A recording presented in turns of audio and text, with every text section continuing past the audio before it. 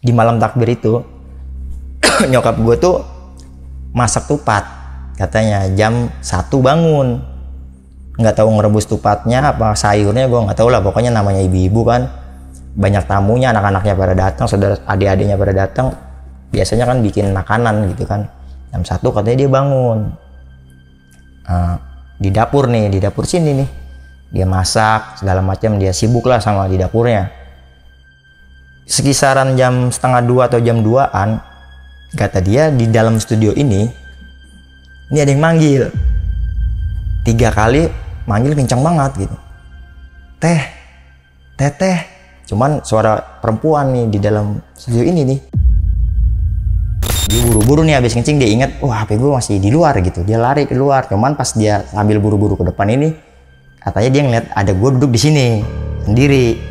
Jadi dia keluar. Nah pas sampai luar, si Bona ini ngeliat di HP-nya ada WA dari si Ijang nih yang jagain kamera. Katanya gue baru mau TW, jadi sebelumnya nih si Bona ini udah WA gitu, pada kemana lu, kok belum pada nyampe gitu. Nah pas dia mau ngambil HP-nya, dia pikir kan gue ada di dalam nih. Dia ngambil HP-nya, dapat WA dari si Ijang, si Rijal. Jadi dia balas dulu di situ, nggak langsung nyamperin, nggak langsung review ke sini nih, yang dia pikir gua ada di dalam gitu. Dia belum nge sama motor gua, masih karena pas lagi ngambil HP ada WA kan, langsung dia fokusnya ke balas WA itu. Nah pas dia lagi balas, ini gue nyampe duluan, seret, kaget dia, lah lu baru nyampe bang? Gue bilang, lah iya, gue baru sampai gitu. Bener kagak lu? Iya bener bang, gue jelas banget ngeliat lu. Dan pakaiannya sama yang gue pakai pada saat itu.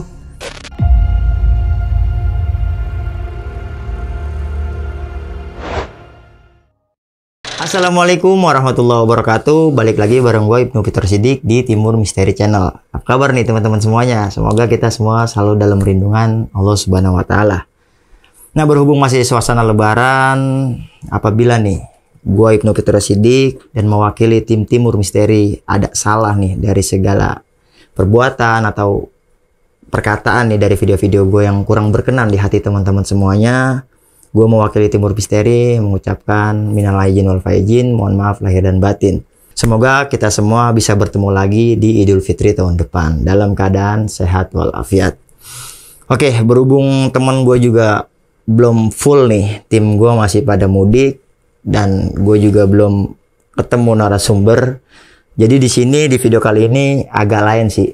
Gue nggak ngundang narasumber, tapi gue mau ngebawain nih kejadian-kejadian horor yang gue alami setahun ke belakang selama gue podcast di studio ini. Mungkin buat teman-teman yang pernah gue undang ke sini nih, pasti dia tahu lah kondisi-kondisi di studio ini, yang memang sebelahnya itu apa, di belakang studio ini apa. Pokoknya yang nanti teman-teman sekiranya pernah gue undang ke sini dan podcast di studio ini, kalian bisa ikut kolom komentar, ikut berkomentar dan ngasih suasana horor yang ada di tempat inilah. Dan di studio ini memang hanya ditempati oleh nyokap gue nih. Nyokap gue sendirian tinggal di sini. Dan kejadian-kejadian yang dialami sama nyokap gue ceritain juga di sini.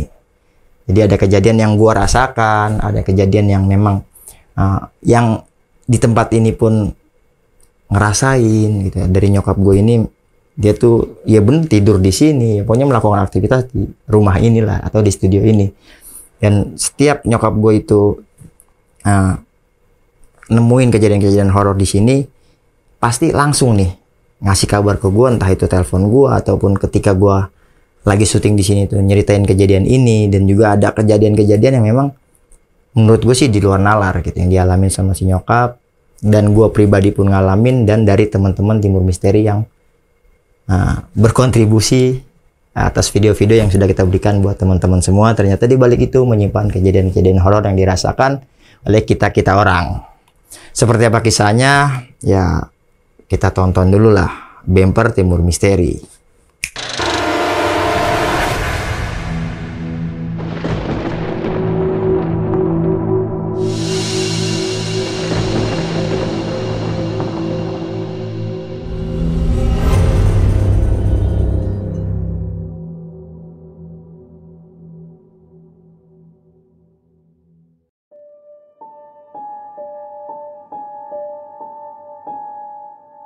Mungkin kejadian ini gue ceritain mulai dari gue dulu kali ya, yang memang Timur Misteri ini udah kurang lebih mau ke 3 tahun nih.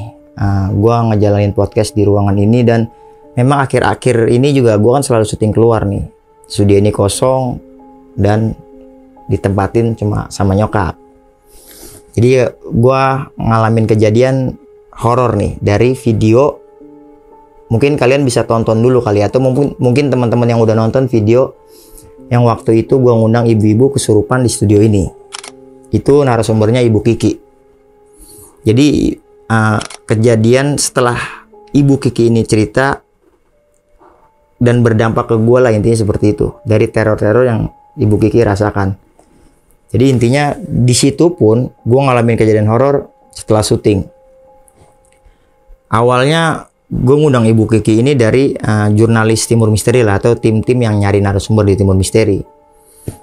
Nah, memang Ibu Kiki ini tetangganya jurnalis gue pada saat itu, jurnalis gue yang lama, si Abu Marlo. Jadi dia tuh dapat informasi dari tetangganya yang katanya, jadi ini Ibu Kiki ini memang keluarganya ini tahu atas dasar Ibu Kiki ini gampang kesurupan. Intinya seperti itulah. Jadi ada warning dari si bapak yang bilang katanya nanti kalau ada apa-apa kabarin aja gitu, karena Ibu Kiki ini gampang banget kesurupan. Ibu Kiki mau nyeritain kejadian yang dia tuh pernah tinggal di daerah Kerawang ya. Terus si Abu admin gue ini bilang, "Bang, ini gini ya." Gue sih ya nggak apa-apa, kita berusaha nggak itu terjadilah kesurupan itu. Jadi netralisir ibu itu dengan sugesti baik gitu. Maksudnya kita netralisir otaknya dengan sugesti baik gitulah. Semoga aja nggak kejadian gitu. Ya udah, ketemu nih waktu yang udah gue jadwalin sama Ibu Kiki, dan gue udah tahu ceritanya, poin-poinnya. Udah di ACC atur waktu, ketemu di hari apa waktu itu, hari Rebo, malam Rebo pokoknya, atau hari Selasa malam Rebo, atau Rebo malam Kamis gitulah. Gua jadwalin nih Ibu Kiki, gua undang lah ke sini. Ternyata Ibu Kiki ini datang bersama anaknya, masih remaja gitulah. Udah, dia datang berdua anaknya. Nah, ketika sampai studio, Ibu Kiki ini udah ngejelasin nih cerita fullnya, detailnya ke si jurnalis gua, si Abu ini. Tapi ke guanya nih hanya poin-poinnya aja.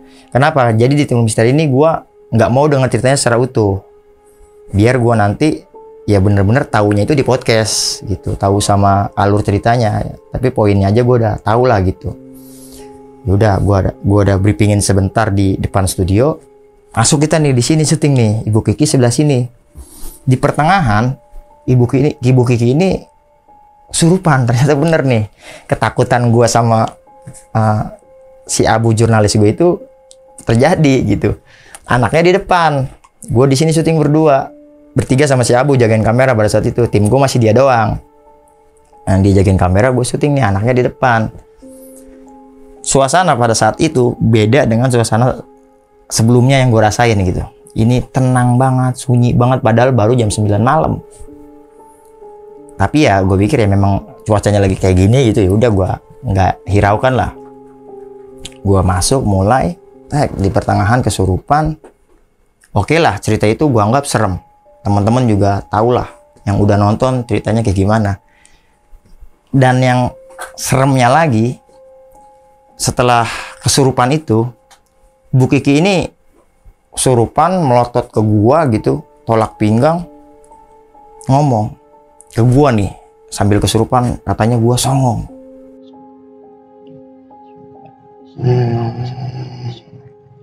Songong, ngapain diceritain? Ya logika aja, kita yang takut buat sama kayak gitu.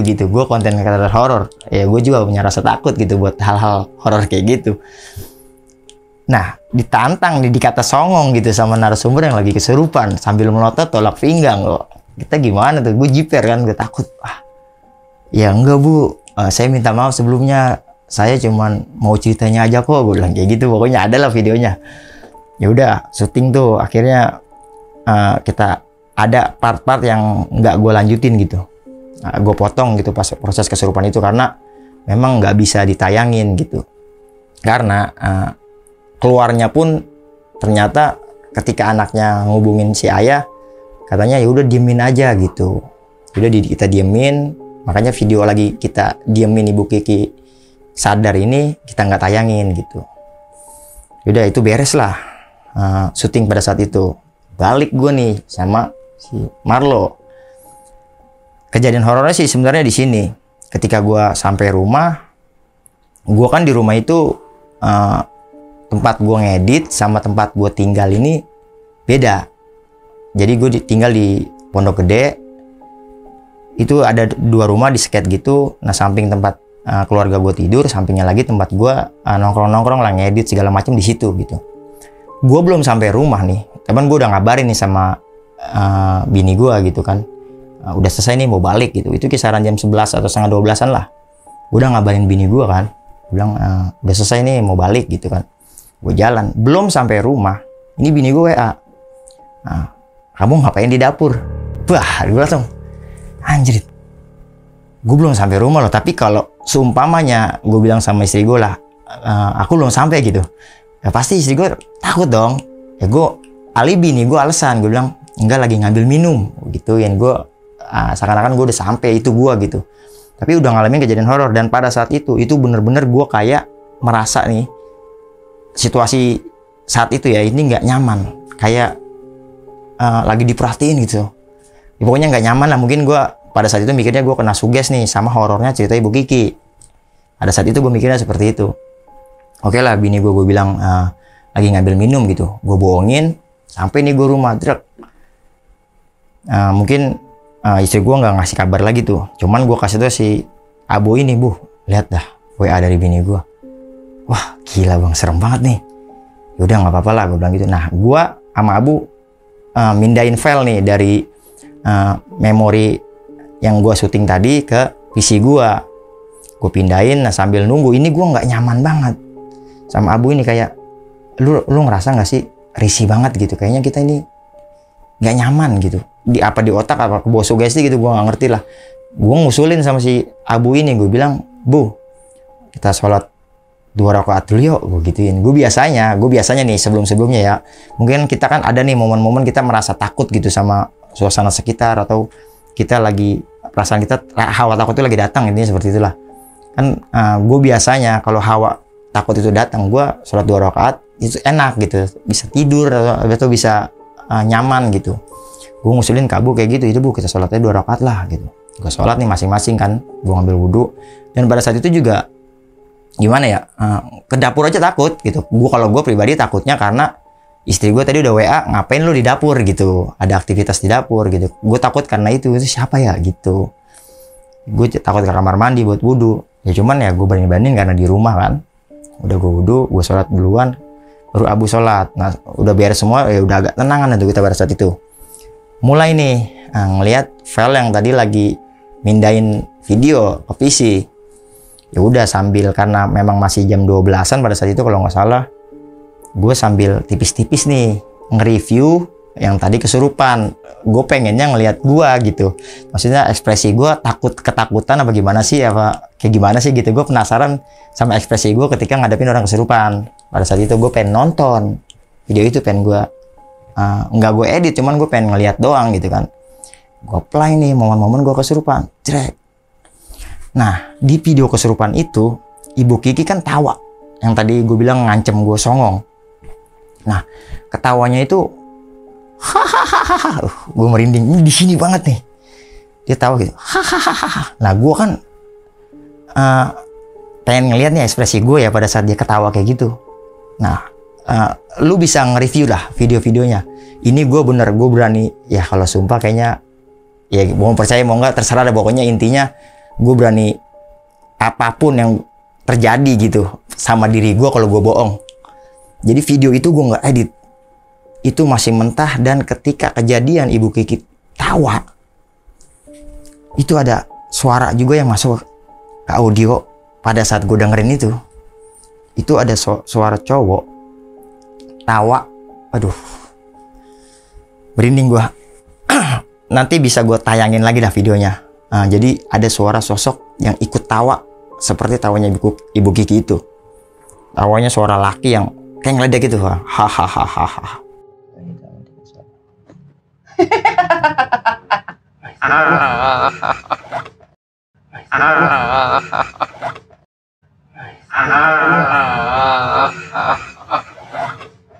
Pegangannya bang.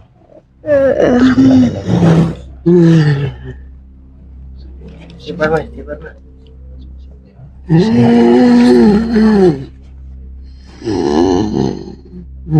Maaf ya, maaf. Sebelumnya kita mohon maaf.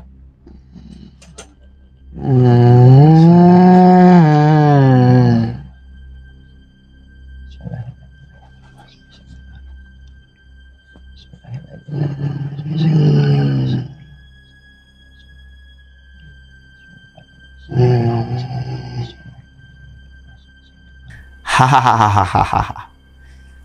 Suara kayak gitu. Dan tahu nggak di mana part Ibu Kiki itu kesurupan? Momen yang gua dengar video itu momen Ibu Kiki sedang menceritakan sosok manusia yang badannya kuda yang ngeganggu anaknya ketika tinggal di daerah Cikarang itu. Nah, jadi pas nyeritain sosok kuda itu, dia kesurupan. Dan gue denger di rumah pas lagi nge-review video itu suara cowok yang meringai seperti suara kuda gitu. Hehehe. Karena gue pakai earphone, si Abu kan enggak ya, dia masih main handphone tuh, sibuk sendiri gitu. Nah, gue nggak ngomong nih sama dia. Gue kasih earphone-nya. Gue udah ketakutan nih. Gue kasih earphone-nya ke si Abu. Gue bilang, Bu, pakai. Dipakai sama dia. Lu dengerin. Lek. Ternyata suara itu nggak cuma sekali. Ada seterusnya gitu. Gue pikir kan kalau ada penampakan kayak gitu kan, mungkin pada saat gue denger aja ada gitu. Pas orang lain mungkin nggak ada gitu kan. Gue tes kasih ke Abu, setel. Ternyata Abu lebih parah dari gue, dibanting earphone gue. Dia dengar suara tawa itu kan. Nah, terus udah ketakutan itu kita. Udah bener-bener panik gitu kan. Bu, ini apaan Bu? Ini gimana Bu? Gitu. Nah, pada saat itu gue nggak nerusin. Gue nggak nerusin video, udah pokoknya besok siang aja Bu. Gue nggak berani nih ngotak-ngatik video ini atau ngedit video ini sekarang gitu. Yang niatnya emang gue nggak mau ngedit gitu, gue hanya mau review itu. Nah, kalau gue pikirin secara logika lagi nih, yang pakai mikrofon itu kan hanya gue sama Ibu Kiki. Dan di dalam ini cuma hanya gue sama si jurnalis gue, si Abu. Dia nggak pakai mic. Ya nggak mungkin sejelas itu gitu. Gue nggak ngambil suara dari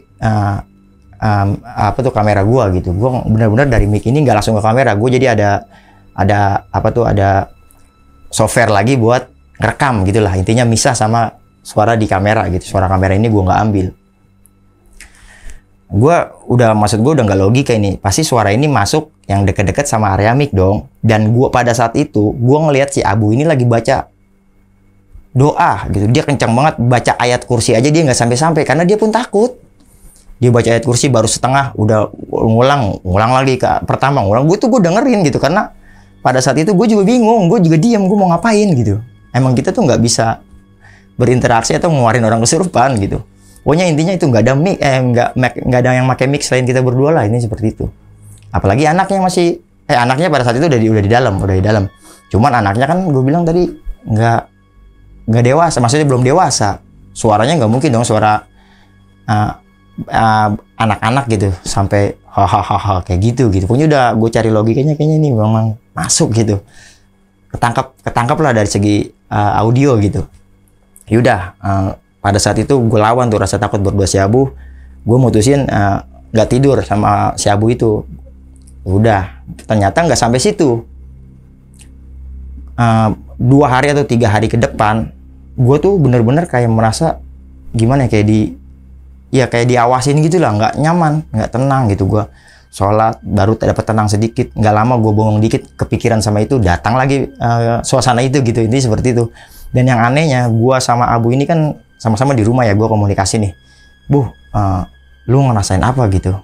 Ternyata sama, gue berdua ini ngerasain kejadian yang setiap gue tidur ini nggak suka terang awal ya. Gue berdua ini nggak suka tidur di suasana terang gitulah. Tapi di 3 hari setelah kejadian itu bener-bener gue nggak bisa tidur dengan suasana gelap. Sebaliknya nih, ketika gelap gue malah nggak bisa tidur. Yang sebelumnya malah gue gelap baru bisa tidur gitu. Nggak tahu kenapa 3 hari itu gue bener-bener merasa kayak dapat teror dari sosok itulah. Itu yang gue rasain pertama nih, dari gue pribadi ngalamin kejadian horor. Nah, sebelum-sebelumnya mungkin ini dari versi orang yang ada atau tinggal di studio inilah, dari nyokap. Jadi nyokap gue ini kita udah maksudnya di situ kita putusin nih, itu pengalaman gue lah yang pada saat itu endingnya ya udah di 3 hari itu gue nggak suka gelap, hingga akhirnya lama kelamaan gue bisa normal lagi gitulah. Dan nggak ada ritual apa-apa gitu. Gue hanya ketika gue takut gue sholat 2 rakaat, udah hanya ritual itulah yang gue lakuin gitu. Nggak ada ritual-ritual khusus yang buat ngeredam itu gitu. Hingga akhirnya terbiasa lagi, normal lagi gitu. Nah, kalau dari nyokap, ini ada satu momen selesai gua podcast video Pak Aan yang driver ambulan. Jadi tuh gue syuting Pak Aan di sini ya, lagi-lagi waktu gue sama baru Abu doang, si Abu Marlo ini yang masih jadi jurnalis gue pada saat itu. Syuting normal, kejadian Pak Aan ini sempat menceritakan ada jenazah ketika lagi dia bawa, dia ngerem mendadak, enggak ngerem mendadak. Kok seingat gue lupa dikit sih karena udah lama juga. Jadi mayat yang dia bawa ini, palanya ini pindah ke persneling gitulah. Dia padahal nggak ngerem mendadak gitu, intinya seperti itu kalau gue nggak salah inget gitu. Pokoknya tiba-tiba pas dia lagi ngebawa, dia tuh nengok, ternyata di persnelingnya ini kepala jenazah gitu. Sedangkan pasti kan pakai seat belt, jenazah juga pakai seat belt gitu di kerandanya gitu, jenazahnya juga diikat. Kalau kata dia gitu, tapi nggak tahu kenapa bisa lolos dari tangannya kan. Kalau saya dipakai seat belt di perut, kan pasti tangan jenazah begini nih. Kalau dia merosot ke depan kan pasti nyangkut nih seat belt di tangan gitu. Tapi ini tiba-tiba keluar dari keranda gitu. Nah, suaranya itu, suara kerandanya itu selama berjalan itu tang tang tang tang gitulah. Cuman nggak berirama. Kalau suara berirama kan kayak memang suara itu terus menerus kan, ada iramanya gini. Gitulah, kayak ada irama-irama ketukannya gitu, nggak random gitulah. Nah, gue selesai syuting itu balik nih, gue pulang ke rumah. Pas berapa hari, sehari kayaknya dah, sehari kemudian gue balik lagi ke studio. Nyokap ngadu, nyokap bilang semalam balik jam berapa katanya gitu. Gue bilang ya waktu itu 2 narsum, kisaran jam 1-an gue baru balik. Gue bilang gitu, lah jam 1 semalam, kan nyokap gue bilangnya emak gitu ya, semalam emak ngedenger di dalam studio itu ada yang mukul-mukulin besi. Ya gue pikir di dalam ini besi, paling tripod lampu, tripod kamera, plastik, kursi yang kamera buat ngejagain ada tuh besi. Ya mungkin gue bilang tikus kali mah gitu kan. Enggak, cuma nih suaranya random gitu. Maksudnya sama gitu, random yang diceritain sama Pak An itu gitu. Wah, dalam hati gue, ya begitulah mungkin ya. Gue bilang ke nyokap ya mungkin memang dipakai buat cerita-cerita horor. Orang-orang pada nyeritain katanya kalau kita nyeritain dia ini katanya sosok itu ngerespon atau ngedenger apa gimana, gue nggak tahu juga lah, itu mah katanya gitu. Ya mungkin itu kali gitu karena diceritain. Cuman kan nyokap juga nggak orangnya nggak penakut sih, memang berani walaupun sendiri di sini gitu kan. Ya udah, gue bilang aja ya mungkin tikus kali gitu, nggak usah terlalu mikirin banget. Mungkin tikus nabrak apa gitu, pokoknya. Tapi kayak dimainin gitu. Kalau tikus kan mungkin sekali doang hilang gitu, kan ini berkali-kali gitu, intinya seperti itu. Ya udah, nyokap juga bilang ya udah nggak apa-apa, emang kenapa kita nggak ganggu gitu kan. Itu yang pertama nih dialamin sama nyokap gue. Ada juga kejadian ini gokil sih, ini sama kru gue yang sekarang nih, namanya Bonai, yang memang dia juga nyari-nyari narasumber gitu kan. Gua tuh udah janjian dari sore jam 6, gue bilang dia kan yang ngatur jadwal syuting kan, produser gitulah.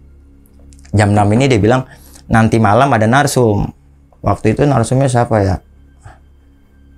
belum lama sih, karena mereka juga baru hitungan bulan nih ngikut gua. Ya pokoknya 3 bulan terakhir lah, gua nggak tahu narsumnya siapa, dia janjiin tuh jam 8 narsumnya sampai studio gitu kan. Gua telat. Maksudnya gua nggak ngabarin gitu, gua datangnya belakangan. Dia duluan sampai sini dan nyokap waktu itu lagi ke rumah adeknya. Berarti kan studio kosong nih, benar-benar gak ada orang. Nah, pintu studio ini kebuka.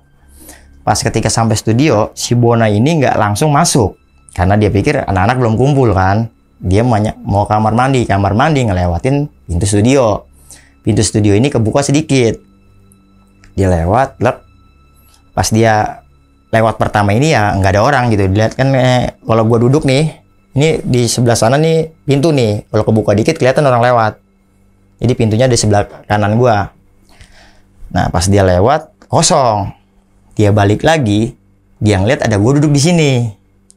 Kata dia, cuma dia pada saat itu ya, pada saat dia kencing itu, HP-nya di luar. Gitu, maksudnya HP-nya di luar, ngeri HP-nya hilang. Dia buru-buru nih habis kencing, dia ingat, HP gue masih di luar gitu. Dia lari keluar, cuman pas dia sambil buru-buru ke depan ini, katanya dia ngeliat ada gue duduk di sini, sendiri. Udah dia keluar, nah pas sampai luar, si Bona ini ngeliat di HP-nya ada WA dari si Ijang nih yang jagain kamera. Katanya gue baru mau TW ya. Jadi sebelumnya nih si Bona ini udah WA gitu. Pada kemana lu? Kok belum pada nyampe gitu. Nah pas dia mau ngambil HP-nya, dia pikir kan gue ada di dalam nih. Dia ngambil HP-nya, dapat WA dari si Ijang, si Rijal. Jadi dia balas dulu di situ, nggak langsung nyamperin, nggak langsung nge-review ke sini nih yang dia pikir gue ada di dalam. Gitu. Dia belum nge sama motor gue, masih. Karena pas lagi ngambil HP ada WA kan, langsung dia fokusnya ke balas WA itu. Nah, pas dia lagi balas, ini gue nyampe duluan. Seret. Kaget dia. Lah, lu baru nyampe bang? Gue bilang, lah iya, gue baru sampai gitu. Bah, cerita lah dari situ. Ternyata pas dia sampai duluan di sini, dia ngeliat gue katanya lagi duduk di sini. Ya udah, kita bareng-bareng tuh. Lalu tungguin yang lain dulu, gue bilang gitu kan. Tungguin yang lain lu bener kagak lu? Iya bener bang, gue jelas banget ngeliat lu. Dan pakaiannya sama yang gue pakai pada saat itu. Ya gue bilang, kan takut gue ya. Langsung ya udah gue bilang sama si Bona, udah tungguin yang lain dulu kan masih ada 2 lagi tuh. Pada saat itu ya gue nggak merasa ngerjain si Bonai, nggak merasa ngerjain ya. Memang gue baru nyampe gitu. Wah ini gokil sih. Gue pikir siapa gitu. Dan itu nyerupain gue. Apa mungkin ditekorin gue kali ya. Korin itu nimbulnya buat orang-orang yang udah meninggal apa yang masih hidup sih? Meninggal. Biasanya meninggal. Rata-ratanya umumnya kan ada orang-orang yang udah pernah meninggal ya. Cuman gue masih hidup kok, korinnya udah gentayangan. Artinya gue nakal nih korin gue gitu. Gue lawan bercanda aja lah. Ya karena gue juga iseng lah. Jadi gue ngerubah pemikiran anak-anak nih biar jadi hiburan aja gitu. Ya mungkin banyak kejadian-kejadian yang tipis-tipisnya mah. Yang maksudnya kejadian-kejadiannya nggak horor-horor banget mah. Nggak gue ceritain lah karena juga durasi juga. Ada nih kejadian lagi yang dialamin sama nyokap nih. Ini bener-bener baru banget kemarin. Pas di malam takbiran. Gue juga bingung nih.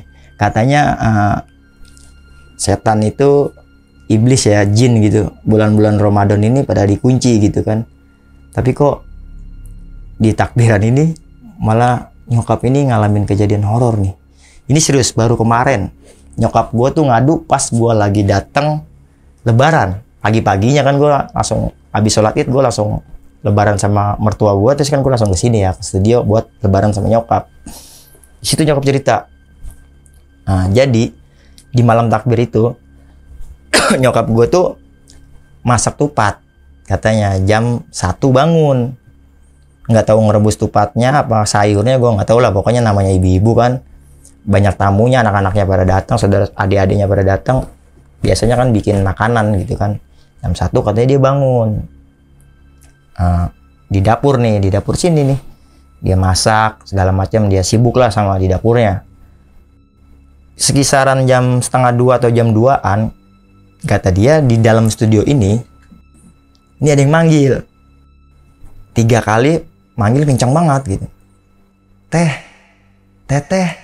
Nah nyokap kan mikir, lah ada orang ya di dalam studio gitu. Jadi nyokap abain dulu nih, dia keluar dulu. Mungkin suara itu dari luar gitu kan. Ada orang di luar. Keluar dia. Studio. Dek. Nah, pas sampai luar, ini kosong. Itu di masjid masih terdengar gitu suara lantunan takbir, tapi di sekeliling-keliling studio ini kagak ada orang, apalagi perempuan gitu kan, jam segitu. Yaudah nyokap masuk lagi. Nah pas masuk, dia lewatin pintu studio, ini nggak berani nge-review dulu nih karena mungkin masih ada hawa takut gitu kan. Dia abaikan dulu nih, dia lanjutin masak lagi di dapur. Nah nggak lama dia lagi masak lagi nih, suara itu ada lagi. Teteh. Nah nyokap gue kan makin, ada orang kali di dalam. Ini mah bener orang gitu, maksudnya sejelas ini gitu, sedetail ini suaranya. Pas dia buka, jebret. Kosong. Sudah ini ya begini adanya, nggak ada orang sama sekali. Dan memang seminggu atau 2 minggu sebelum takbiran itu kita nggak syuting di studio, kita syuting keluar gitu. Ada ya gue nggak tahu lah berapa hari sebelum takbiran gitu, pokoknya kita tuh nggak produksi di sini lah, intinya seperti itu. Mungkin atau nyokap gue mungkin apa karena lama nggak dipakai kali ya, maksudnya nggak dimasukin orang gitu, jadi dihuni sama makhluk-makhluk gitu ya, nggak ngerti juga kan, gue juga nggak tahu gitu kan ya, mungkin gitu. Nah mungkin setelah kejadian itu kan nyokap takut tuh, katanya dia tuh mau baca Yasin. Jadi kalau orang Betawi tuh ada tuh momen-momen di malam takbir itu kita kirim arwah gitu buat orang-orang tua kita terdahulu gitu. Asarnya ini pas takbir ini kita udah ngadain gitu, cuman karena kejadian itu nyokap mau ngadain lagi, mau baca Yasin nih di studio, tapi bacanya dia gelar sajadah tuh di sini nih, di sini depan meja ini nih, dia gelar sajadah di situ. Nah udah selesai dia kirim doa buat arwah-arwah gitulah, buat arwah-arwah bokap gua segala macam, orang kakek-kakek gua kan. Nah nyokap ini, dia nih pengakuan nyokap ya bilang ke gue ya, dia bilang ada momen dia nih pengen khususin Fatihah buat gua gitu, buat anaknya nih yang keren ini. Dia bilang gue mau ngedoain anak gua gitu kan, biar lancar usahanya, biar lancar main YouTube-nya gitu kan. Nah ketika nyokap gue udah doa nih semuanya gue contohin gini lah. Nyokap ini cerita memang detail. Dia cerita gini, ya Allah semoga anak saya lancar usahanya gitu, YouTube-nya juga berkembang gitu kan, pokoknya yang baik-baik lah didoain buat gue. Nah nyokap ini setelah ditutup penutup doa itu Fatihah gitulah, Fatihah gitu kan. Ketika mulai Fatihah ini langsung aroma cabai yang kayak dibakar di depan hidung. Ini kata nyokap gue ya, nggak tahu masakan dia, tapi ya dia ntar ada momen-momen dia keluar ini ya nggak ada aroma cabai itu gitu. Tapi seketika dia baca Fatihah gitu, habis ngedoain gue, ini nyokap nih batuk nggak bisa bacain Fatihah buat gue. Gitu lah, gue kan panik lah, masa pas giliran doain gue nggak bisa katanya gitu. Itu benar-benar Fatihah itu nggak bisa sampai selesai karena tersendat sama aroma cabai yang dibakar di depan hidung gitu. Itu nyengat banget, dan itu seketika ada di dalam studio ini loh. Sebelumnya itu nyokap buat ngedoain buat anaknya yang lain, terus buat Fatihain ngirim arwah yang lain, itu lancar-lancar aja. Ini juga gue nggak tahu ya gitu, karena apa ada yang jahil sama gue juga, wallahu alam, gue juga nggak bisa kesimpulin ke situ sih. Yang jelas kayaknya sih enggak gitu. Cuman keanehannya ini ya ketika lagi ngebacain doa buat gue ya nggak bisa gitu, dipersulit sama aroma cabai itu ya. Gue wallahu alam, gue nggak tahu ya maksudnya itu kenapa, gue juga nggak bisa ngasih penjabaran sebabnya ya. Gue hanya menceritakan ya kejadian yang dirasakan sama nyokap gue gitu. Yaudah langsung nyokap gue tuh keluar gitu, karena udah bener-bener nggak didoain, nggak dibacain Fatihah tuh jadinya. Tapi tetap nyokap gue intinya ngeridoin gue gitu, karena ridho orang tua gue kan ridho Allah gitu. Intinya dari hati tulusnya nyokap, insya Allah dikabul oleh Allah Subhanahu Wa Taala. Amin juga dong. Nah, gitu kan buat dulu juga. Yaudah nyokap keluar dari studio, ya ternyata di luar ya, kalau logikanya di luar ini kan dekat dapur ya, keluar studio ini ke belakang dapur nih ya. Kalau memang sumber aroma cabai itu dari dapur ya pasti di dapur lebih sengir dong baunya, lebih parah dari di sini kan. Sedangkan pintu ini ketutup. Ternyata di luar nggak sama sekali ada aroma cabai itu. Ya cuma di dalam studio ini siapa yang bakar cabai sampai segitu perihnya gitu, di mata sampai di hidung, sampai sulit bacain Fatihah gitu kan. Ya udahlah, walau alam, nyokap nyeritain itu dan ini kejadian juga baru kemarin. Ya gue sih berpikirnya positif aja ya, semua tetap positifnya gue gini, bukan berarti ke hal-hal mistis ya, tapi lebih ke ya gue bersyukur banget nyokap cerita ke gue gitu. Ternyata dia bener-bener ngeridoin apa yang udah gue lakuin, itu udah satu kebanggaan terbesar lah buat gue gitu. Walaupun sempat ada gangguan-gangguan ya, gue nggak kesitunya mikirnya, tapi gue tetap dia mikirnya ya udahlah, gue berarti dapet ridho ngelakuin ini semua, apa-apa yang udah gue kerjain dapat ridho, sampai dibantu support dari doa orang tua. Karena memang kan kita ini kayaknya nggak bisa berjalan lah tanpa ridho atau doa dari orang tua gitu kan. Ya udah, gue di balik horornya itu gue dapat kebanggaan yang benar-benar bisa gue rasain nih dari ketulusan nyokap yang ridoin gue main begini-beginian gitu. Ini seperti itulah. Oke, teman-teman, itulah kisah-kisah yang dialami oleh gue, orang-orang sekeliling gue, orang tua gue sekalipun yang ngalamin kejadian horor di tempat ini gitu. Ya studio ini walaupun jelek, kecil, apa adanya, tapi ya bermanfaat lah buat gue, buat teman-teman semua. Bisa kita berkreasi di sini, nyari inspirasi di sini, nyari narsum susah senangnya duduk di sini gitu kan. Ya bareng-bareng kita bisa bikin tempat kayak gini juga udah alhamdulillah banget gitu, di usia YouTube yang udah kayak gini, yang viewernya juga ambak-ambak gitu. Udahlah, nangis kalau diceritain, mendingan kita closing aja video ini. Buat teman-teman semua, jangan lupa nih bantu channel Timur Misteri, subscribe, like, komen, dan share, bagikan sebanyak-banyaknya ke teman-teman kalian yang mungkin juga pecinta-pecinta cerita-cerita horor, atau kalian juga narasumber-narasumber nih yang pernah gue undang di sini, yang tahu kondisi di sini kayak gimana, sekeliling-keliling area studio ini kayak gimana. Bisa juga tinggalin kolom komentar biar teman-teman yang belum pernah kesini tahu juga gitu, ternyata di sini tuh begini gitu.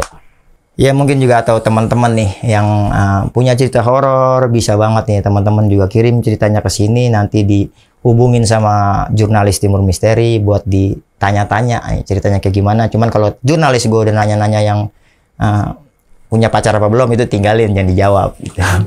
Pokoknya langsung aja nih kirim cerita kalian ke nomor WhatsApp yang gue cantumin di sini nih.